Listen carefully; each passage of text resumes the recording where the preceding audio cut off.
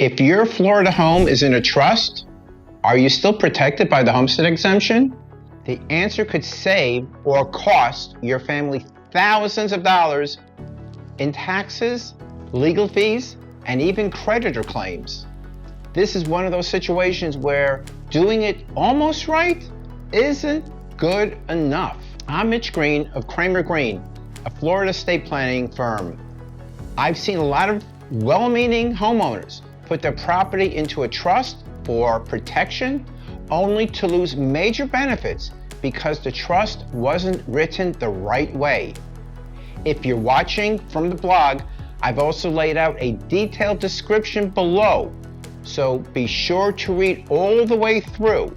And if you own a home and have a trust or are thinking of creating one, this video is a must watch. Let's start with the basics. What is the Florida Homestead Exemption?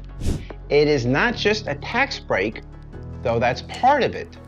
The exemption offers property tax savings. You get a significant reduction in the taxable value of your home, which lowers your annual property tax bill. For many families, that's hundreds or thousands of dollars each year.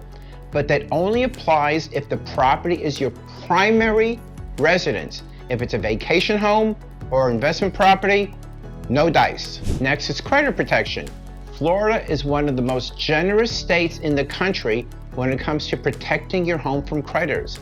That means if you're sued or run into financial trouble, your homestead property can't usually be touched. It's off limits.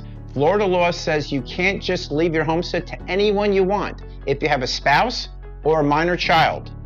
These are strict rules on how it must be passed down. If you violate these rules, it can cause legal disputes or even undo your estate plan. So how does putting your property into trust affect all of this? Well, it depends on the language in the trust. You must have the right to live in the home for life. The trust should make it crystal clear that you, as a grantor or a named beneficiary, have the right to occupy the property as your permanent residence as long as you live. If that's not stated, you could lose the tax break and credit protection associated with your home.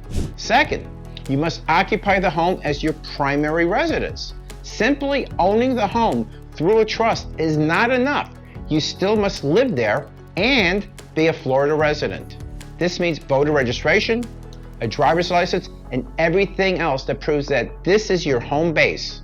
Next requirement is that the trust must be structured to preserve homestead rights for your heirs.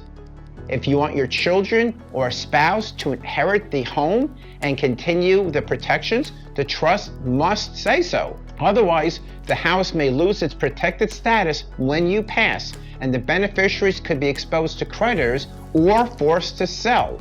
And here's where things go sideways.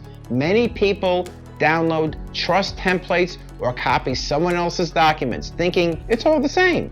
However, one wrong clause or missing sentence could cost your family thousands and create a serious legal mess down the road. I worked with a couple who had put their home in a trust to avoid probate, but the language didn't support the homestead exemption for one or more of the reasons stated earlier. We had to amend the trust to preserve their rights. Luckily, we caught this in time, but many people don't. Your home is likely your most valuable asset. If you've put it into a trust or you're thinking about doing so, make sure it's set up the right way to protect everything you've worked hard for all of your life. I'm Mitch Green, and I'm here to help Florida families protect what matters. Book a consultation with me today, and don't forget to share this video or subscribe for more helpful estate planning tips.